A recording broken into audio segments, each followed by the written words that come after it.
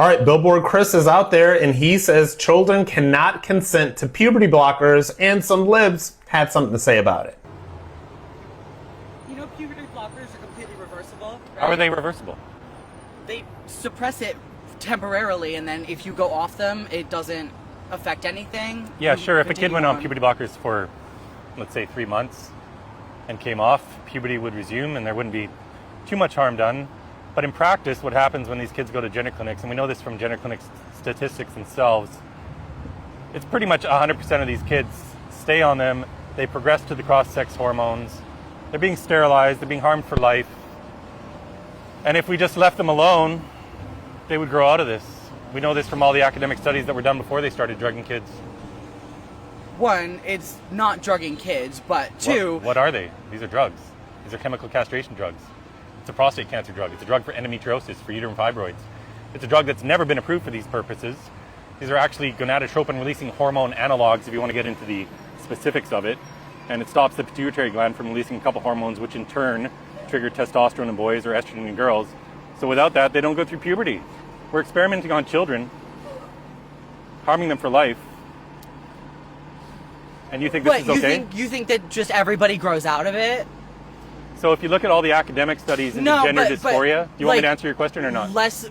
Can I just say okay. that, you know, not everybody is fully certain that they want to go through a full transition, and that journey is different for everybody. And so a lot of times puberty blockers gives them that little bit of extra time to figure themselves out, and then later, if they decide to continue, then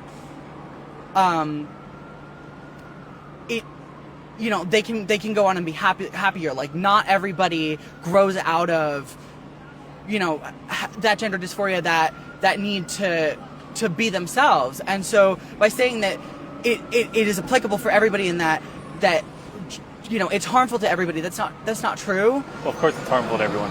No, Stopping it's the development not. of a child is harmful. No, sterilizing children is harmful. Okay, all right. Raping children is harmful too, and we don't seem to have an issue.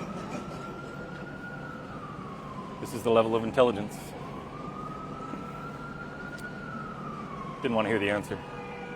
So if you didn't realize where Billboard Chris was during that segment, that was literally at the corner of Christopher Street and 7th Avenue in New York City. This historically gay village, right? Gay district in New York City. And so everything that he's saying, by the way, about this particular topic is absolutely true. So now we've had the gender cult and the alphabet ideologues over the past 20 years say that these medicines that they were giving to young people, and when I say young people, I mean probably, kids under, definitely young people under 18, right? So they're saying that these things were completely reversible, that this is okay. We now know that they're not reversible. We now know that these are not okay. These are drugs that sterilize. These are very powerful drugs that have never, ever been approved by the Food and Drug Administration for this usage, but yet people were pushing this in terms of pushing a political agenda.